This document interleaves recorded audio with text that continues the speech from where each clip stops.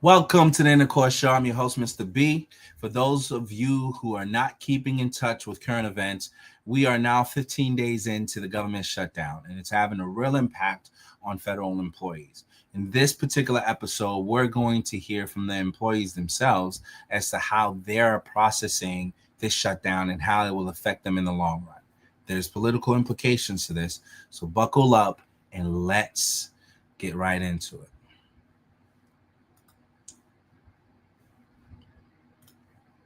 I need the Father, Son, and the Holy Ghost. You was outside trying to party, I was outside trying to save a soul. Bro said, can we go church in the morning? Praise break, please don't step on my toes. No, please don't step on my toes. Praising the King that sits on the throne. How can I put faith in mankind? I put mine in Christ alone. It says, oh, you'll get paid when all this is over. I don't know why you're worrying. Getting paid when all this is over is not paying my bills today. We are dealing with the consequences of someone else's actions. So don't you dare blame me for not being prepared. Oh, you should have money in savings. Oh, you're a federal employee. You should be prepared for this kind of stuff. No, that's where you're wrong. Well. Look where we are today. Help me, I'm poor. Listen, this is wild. This is wild. Imagine taking no accountability while still being a loyalist. What the hell's going on over here? And then describing why you shouldn't be blamed because you were loyal. Listen, guys, look, I can't make this stuff up. Remember when we did those videos and I told you guys, hey, federal workers, hey, let's be honest. You do know that they're going to do layoffs. Listen, I know what they're telling you. They're telling you it's just a furlough. And I know you guys believe them, but let me explain this to you. They will lay you off. Hey traders, welcome back to the TradingView channel. In this video, we're introducing our new AI indicator, which we've developed. And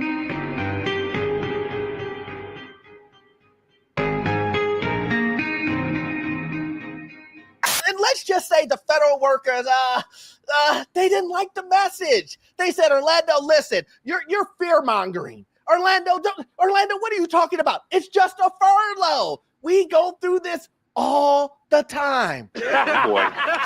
Here we go. Well, unfortunately, if you guys haven't seen the news today, they started layoffs. Let me say this clearly. They did exactly what they said they were going to do. My name is Orlando. Welcome to the channel, guys. Make sure you hit that like and subscribe button. It really does help out the channel. Also, too, you know what I'm about to say. I have a newsletter and it's completely free. How can you be free? And also, too, guys, if you need any type of financing that deals with commercial properties or investment properties, I am your guy. I've been a lender for almost 20 years and I can assist you with that. That information will be in the description and the pinned comment, guys. Let's jump straight to it. If you guys haven't been following what's been going on with the government shutdown, I've been telling individuals over and over and over that yes, I get it. You're furloughed and you're going to get your back pay. This is nothing but a paid vacation. Sure. But the one thing that I said to everybody is, hey, listen, I know you guys think you're on a paid vacation. And I said, but yeah, they're going to lay you off. I don't want anybody to get laid off. But I'm telling you, based on the history of your boss, based on the history of your corporation, they will lay you off. I shouldn't have to take out of my savings because someone else can't do their freaking job. Meanwhile, I'm here being essential, taking care of people, and I can't even do my job, but I'm the one getting yelled at and cussed out because still someone else's actions. Yeah. Have some compassion. Yeah. See, listen. I mean, you guys heard her, right? Who needs to save? Because you got to trust the other person. The other person has to do their job. We all know saving isn't anything personal, right? It's not something that's personal, that is an emergency for you, right? It's nothing like that. Why would you need to do that? Why would you need to do that? If you listen to what this lady is telling you, then you should be okay, right? Money will magically fall from the sky. Money will just magically prop up just because you're mad. That's how things work. If you're mad, things get fixed. That should be easy. Do you understand what I'm saying? If you would take advice from a lady like this, you're going to be sitting on your hands. You're going to be sitting wondering, how am I going to make next month's car note?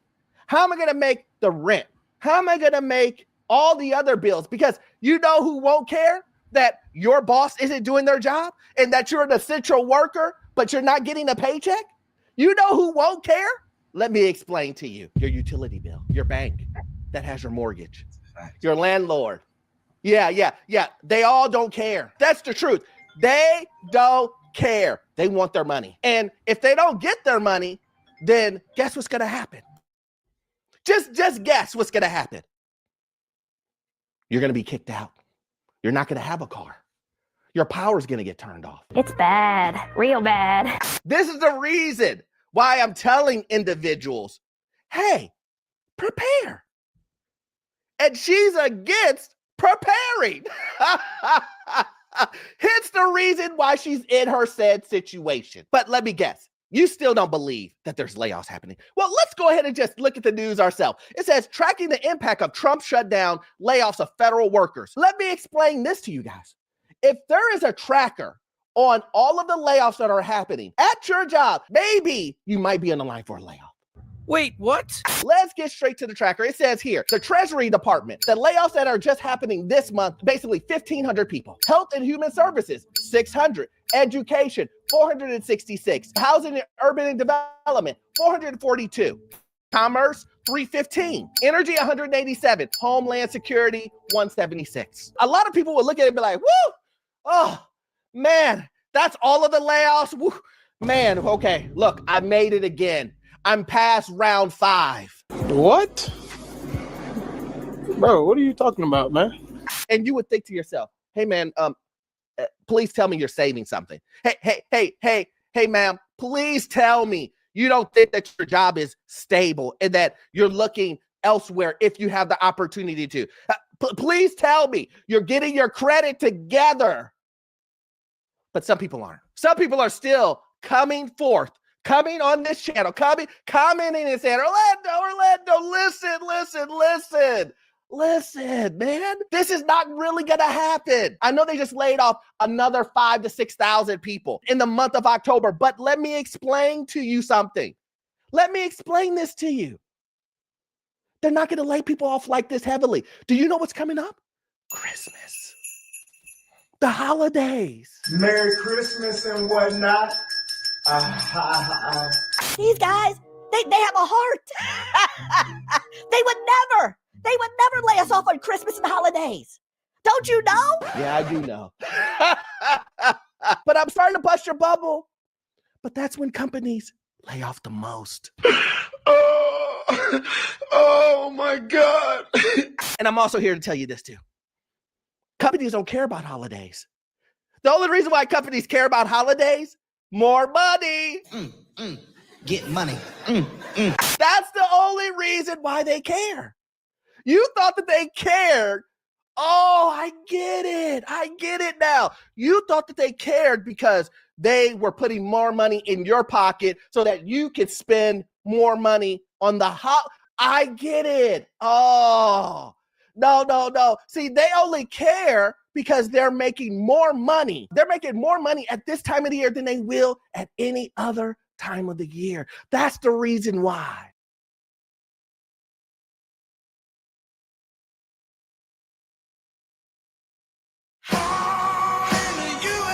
Everyone knows the music, but no one knows the... You've been bamboozled.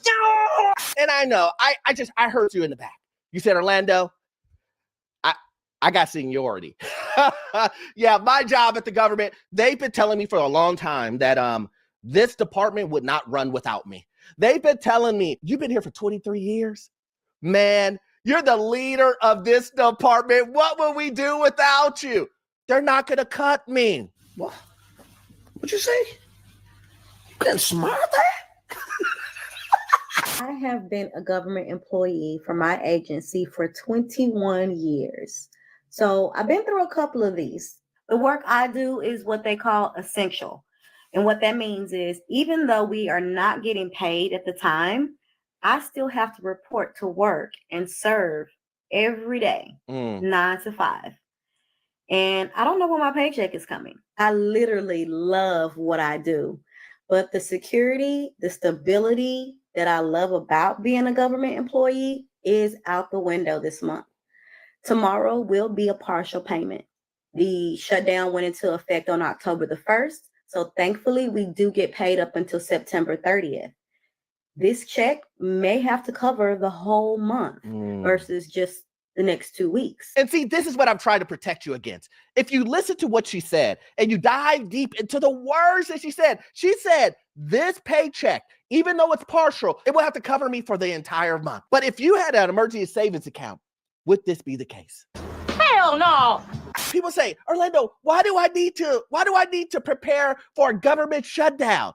And I say, I don't understand. You're supposed to be planning for an emergency that will happen 100%.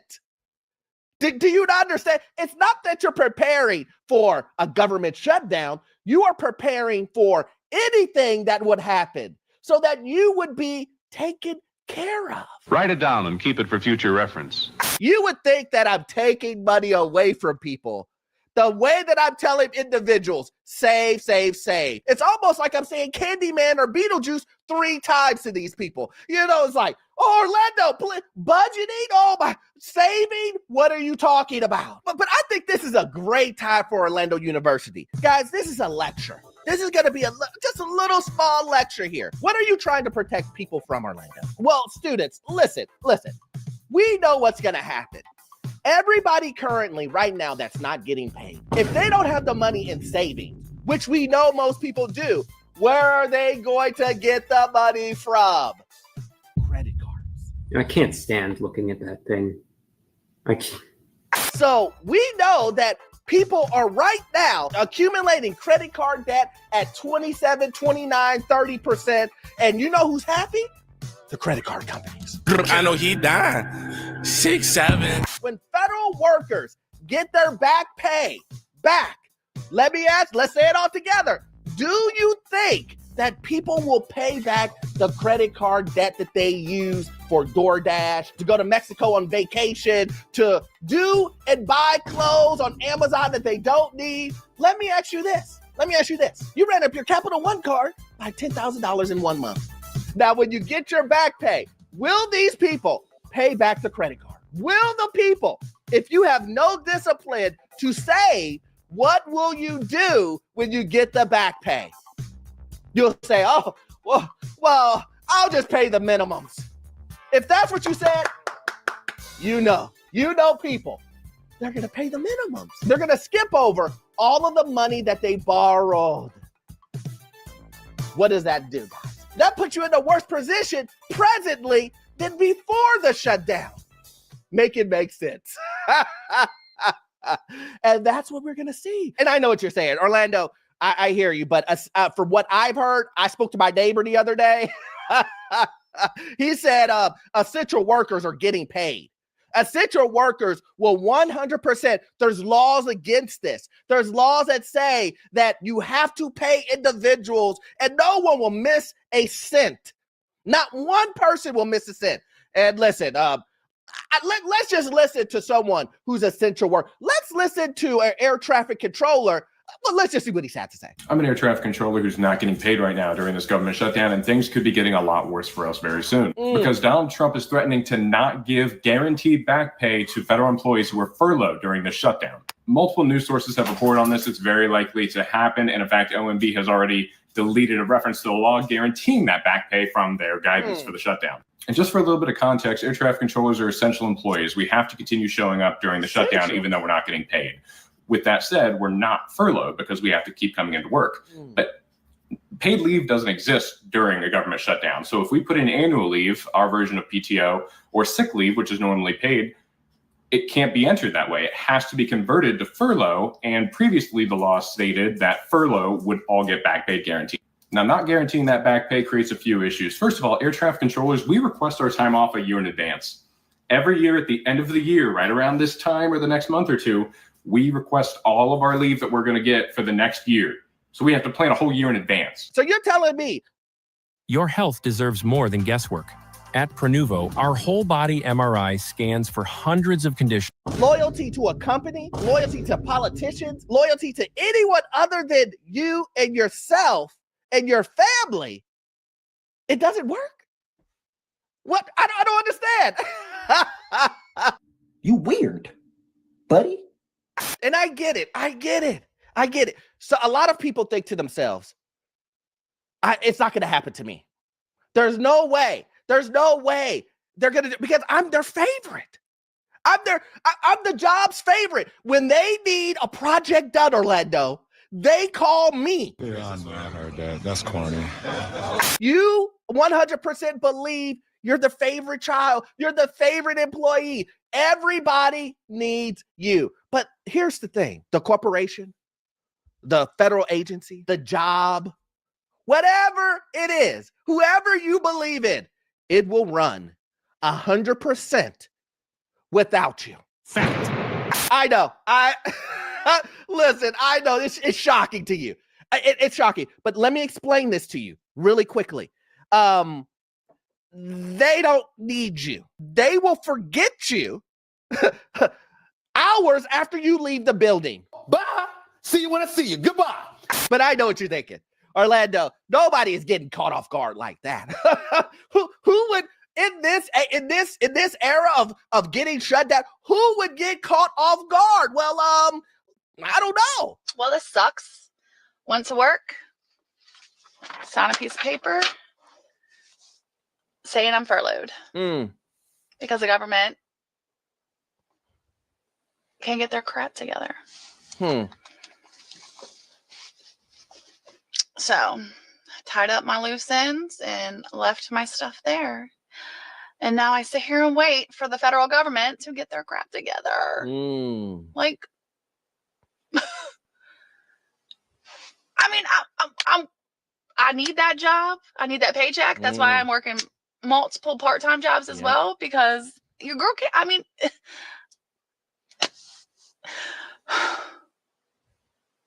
I don't know what to do. I'm so ready to like just freak out. So where are my other federal workers at? I'm with you. Say it ain't so. Listen, guys, listen. We all know I don't want anyone to get fired. But there are a lot of things that we cannot control, but there are a lot of things that we can control. And the one thing that I have said from the very beginning is to sit on the sidelines with a purpose. And I still mean that. I don't care if you're trying to buy a new car, new house, you're trying to save for a coffee maker. I don't care what it is. You need to sit on the sidelines with a purpose. You need to make sure and prepare for any emergency in this bad time. If you do not do this,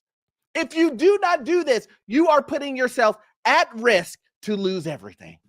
Damn. Let's make this perfectly clear. You will have to make sacrifices. It will be unpleasant because you are saving and budgeting and taking things away you do not need. That Netflix subscription. I'm sorry, you can't watch Love is Blind. Ooh, woo. I know it's crazy, right?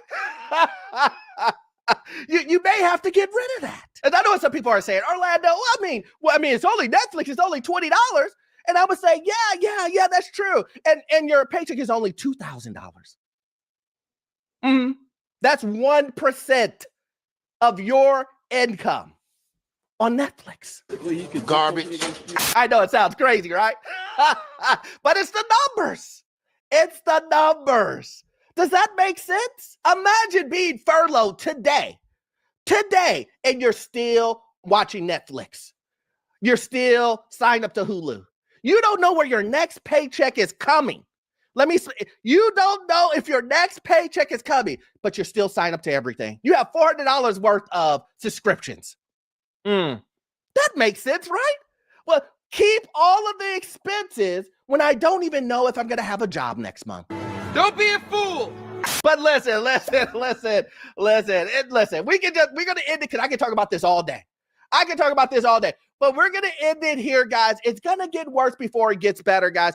Please, please, if you love content like this, please join the Patreon. We do exclusive videos over there. You will love it. Also, too, you won't get all of your information from this one video. I need you to watch this video right here. Yes, this one right here. It will give you information on the housing market, financial news, and get you into your first rental property. I will see you guys in the next one. Thanks.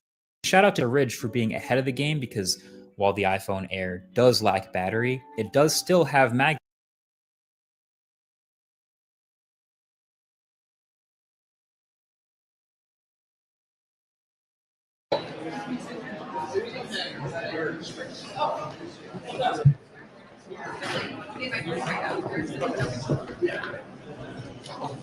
Good afternoon. I think the American people are wondering when the Senate Democrats are going to end their temper tantrum and vote to reopen the government. Every day that goes by, there are more and more Americans who are getting smaller and smaller paychecks, people who work for the federal government. Now, fortunately, the Trump administration has been able to make sure that our troops, our military, gets paid for a while longer, but there are limits to what they can do. And you're already seeing, and I'm sure you're going to see more. There have been thousands of flight delays across the country, and the longer this drags on, the more of that you're going to see. So what the Democrats need to do is to vote for a clean, short-term, nonpartisan funding resolution sitting at the desk right now in the Senate. I've showed it to you before, 24 pages long. All they have to do, we pick it up, we vote on it today, we send it to the president signs into law, the government reopens, and then we can be happy to have all the conversations the Democrats want to have about other issues. But they will have a 9th opportunity today to vote to open the government. They had an 8th opportunity yesterday, and they will have, if necessary, a 10th opportunity to reopen the government tomorrow. All we need are 5 courageous Democrats with a backbone who aren't afraid to buck their leadership, who are marching them right over a cliff. So we're willing to have, as I said, conversations about all the other issues that they want to talk about. But that can't happen while they are holding the federal government and all these federal employees and our troops and our air traffic controllers and our TSA agents and our Border Patrol officials hostage. Open up the government. Every day that this goes on, the problems are compounded for federal workers and for ordinary Americans. Chuck Schumer may think that every day gets better for them politically, but I can tell you that is not the experience of the American people. This needs to end. We can end it today. The bill is sitting at the desk. We're going to get a chance to pick it up and pass it, open up the government, and get to work for the American people. Leader Thune, good afternoon. Yes. Can you characterize why some Republicans are resistant to help boost Obamacare? Well, I mean, I think that there wasn't a single Republican that voted for Obamacare in the first place. And I think most Republicans believe, and I think the data bears this out, that the enhanced subsidies, the COVID-era subsidies, which, by the way, were set to expire by the Democrats, are a program that is desperately in need of reform. It's going to cost over the next 10 years $40 billion a year. And there are no income limits. There are zero premium policies. There are people who don't even know they have coverage. The way the program is structured, the government pays directly, subsidizes insurance companies. Insurance companies are incentivized to go out and enroll more people. They auto-enroll people, which is why so many people don't even know they have coverage. And as a consequence of that, you have people all across the country. And I said, in that marketplace, you can believe this last year, over half of the people never filed a claim. Now, that might mean that they're healthy. Hopefully that's part of the reason. But I think part of the reason is there are a lot of people out there don't even know they have coverage because they don't pay anything for it. And because the insurance companies get paid directly by the federal government to auto-enroll them. This is kind of a divide inside your conference, right? There's some who say we have to help people out even though we don't like it. And others saying we fought against this since 2009. Why are we trying to prop up Obama? Well, and I think that's going to, and you know, that's the conversation that we will have when the time comes. Once we open up the government, is there a path forward that would enable us to make the reforms to address some of the problems I just mentioned with the enhanced premium tax credits. But this cliff was created by the Democrats. They could have fully funded this. They could have funded it for 10 years, but they wanted to prioritize a lot of their Green New Deal policies when they did their reconciliation bill. But there are folks out there who I think see a path forward here. And I said, we're happy to have that conversation, but we can't do it while the government is shut down. The president has talked about using this shutdown to cut what he calls Democrat programs. He said he's going to come out with a list of additional programs he wants to cut. Are you comfortable with him using the shutdown to end run Congress and make these cuts? Well, I don't think that I'm not comfortable with any of this being done because, as I've said, I don't like government shutdowns. Nobody wins in a government shutdown. And this is a decision. These are decisions, I should say, that are being forced on the administration by the Democrats voting repeatedly, it'll be the 9th time today, to keep the government shut down. Any administration makes decisions in a shutdown, and I've been through a lot of them with Democrat presidents as well. They are going to prioritize the things that are important to them. When they make decisions about where they're going to allocate money, which departments and agencies are going to get less, which employees are essential, which aren't, those are all decisions that administration is forced to make when they're trying to manage in the middle of a shutdown, which is why it is so important that the Democrats vote to end the shutdown. Then none of these issues that you're asking about become real. But they're real right now to a lot of people because they're getting much smaller paychecks as a result of the Democrats' obstruction. There are a number of polls showing that more Americans blame Republicans than Democrats for the shutdown. Both those numbers are starting to shift. Why do you think that is, that more blame Republicans? And how are you thinking about strategically to change the public perception? Well, and I've seen. Jay Jones wants to take police out of our schools, SROs, school resource officers. But I think the goal for a lot of us is to make sure that we have as few SROs in our schools as possible. No police in schools? Jay Jones is too soft to be Attorney General. Wait, do not sell your home without this. Richmond area homeowners who make these common mistakes lose. Polls have a very different conclusion, but as I've said before, this isn't about polls. This is not a political game. Maybe it is for our colleagues on the other side of the aisle who say that this is getting better for us every day. This is not a political game. And the polls, I don't care what the polls say, nobody wins in a government shutdown. The government needs to open up again, and holding it hostage to do stuff like what they're trying to do has just never been done before. I mean, think about it. $1.5 trillion in new spending in their proposal to keep the government open till the end of October. That's $1.5 trillion for 2 weeks to keep the government open. Really? I mean, this stuff is they are so far over the edge on this. Some of these people, rank and file Democrats who know better, need to walk it back. And as I said, do the courageous thing and open up the government. But, as far as the polls are concerned, I don't think that shouldn't matter to any of us. It's not who wins or who loses in the blame game. It's about the American people who are the ones who are losing if the government stays shut down.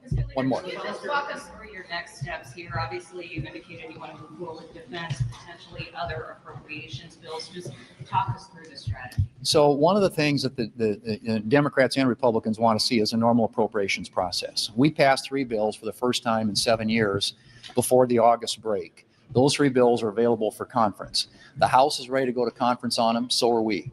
And so we are we're hotlining going to conference on those 3 bills. If we can clear the hotline on both sides, we can go to conference, we can actually get the appropriations process going forward. So that's in the works.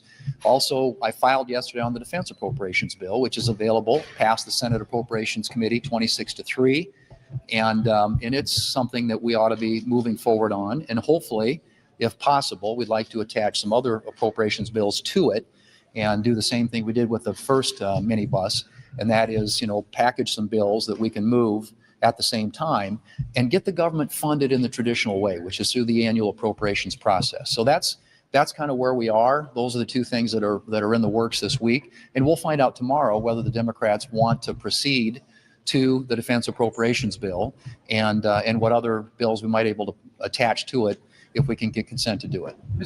One more. The president has discussed a lifeline of $20 billion for Argentina. Do you think that's responsible, especially given the fact that we're in a government shutdown, and do you view that as an America First policy? I think that it's something along the lines of what he's doing has been done in the past. I mean, previous administrations, if they think there are reasons in the interest of economic stability in areas of the world that are important to us economically, there are previous administrations that have made similar decisions. In this case, my understanding is it's a currency swap, and so it's structured in a way that hopefully will support and give some stability to their economy.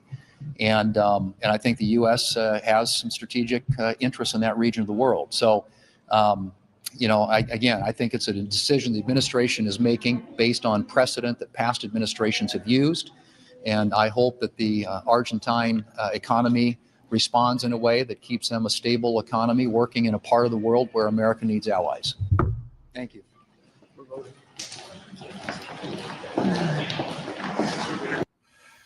There you have it, folks. That is the outcome of these shutdowns. It's really causing real pain to real people. I've had personal friends reach out and say that the shutdowns affecting them as they had relatives lose jobs. Now, there is really an impact.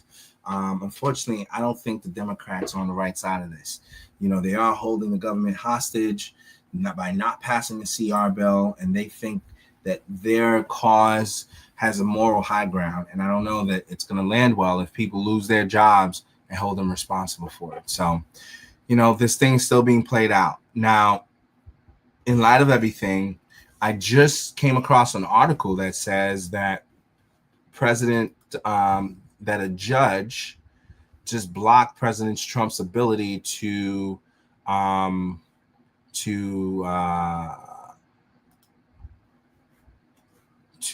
lay off people during the shutdown. Let me go ahead and share that with you guys.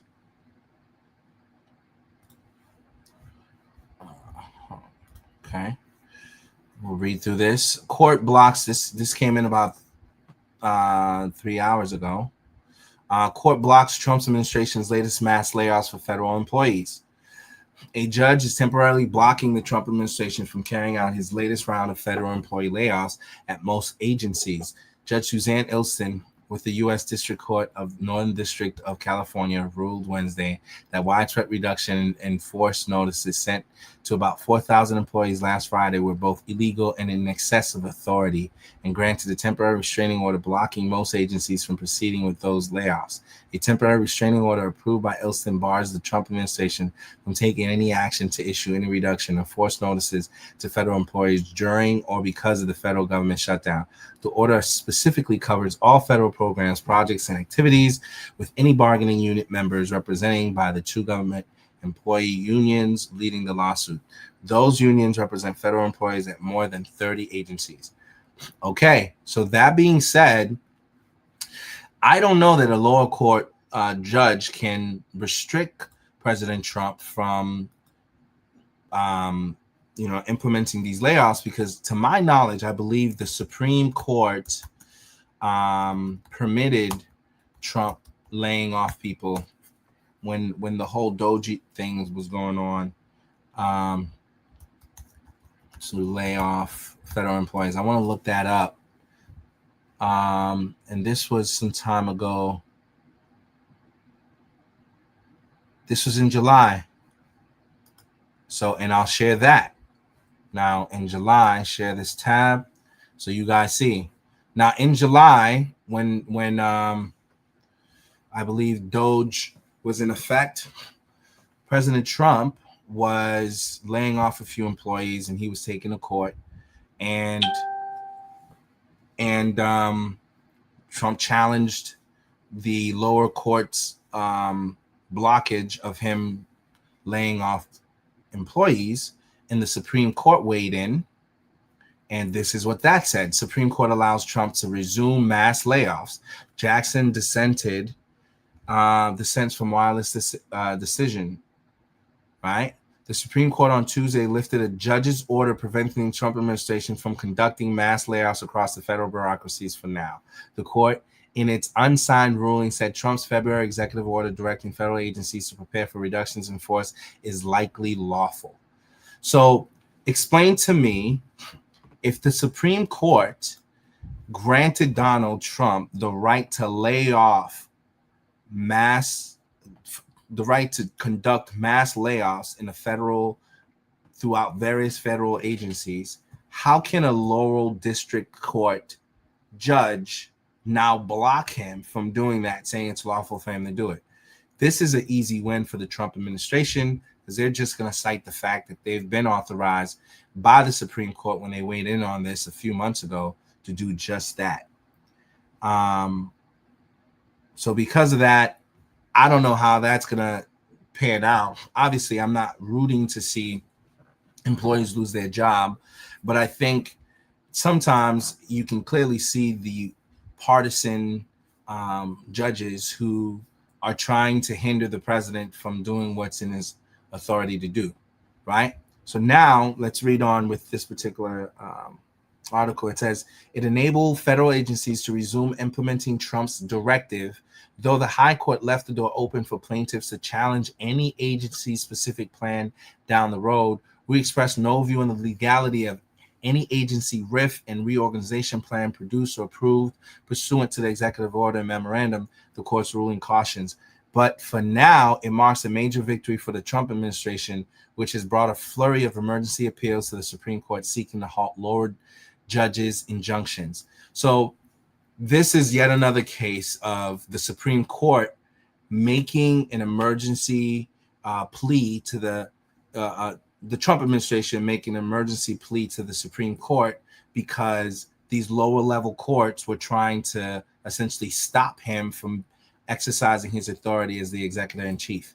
And every single time they did, I think like for more than 80% of the time, the Supreme Court judges have sided with the Trump administration.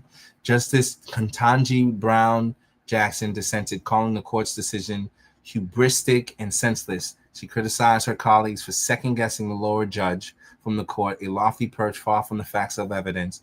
In my view, this was the wrong decision at the wrong moment, especially given what little this court knows about what is actually happening on the ground, Jackson wrote. Justice Sonia Sotomayor, another of the court's Democratic-appointed justice, who often dissents alongside Jackson, said she agreed with some of her concerns, but Sotomayor sided with the administration at the stage of the case. So really and truly, there's no grounds here for his decisions for mass layoffs to be challenged. And this is why this is so urgent for both branches of government to get things in order, and referring to the House and the Senate, right? This is a CR bill that's supposed to continue government from operating. And it's only going to get worse because we're eventually going to get to a point where, your flights and stuff will be delayed because there's no one at the FAA working that out. And, it's really not a funny thing to see this level of dysfunction in our government. So we can only remain prayerful that these guys will get it together. But I don't think this court's ruling has any standing, and eventually the Trump administration will probably have another W in terms of a ruling from the Supreme Court. But we'll have to wait and see. Hopefully they can get everything sorted out before then so that people aren't unnecessarily laid off. That being said, we definitely invite you to weigh in on this conversation and to share your thoughts. Love to hear your feedback as to what you think is going on with this particular matter and how it could potentially be resolved. But I think, these decisions will ultimately have major implications for the midterms coming up. So we'll see how it all plays out. All right. Thank you for joining us for this particular episode of the Intercourse Show. Just a quick update on what's been going on with the shutdown.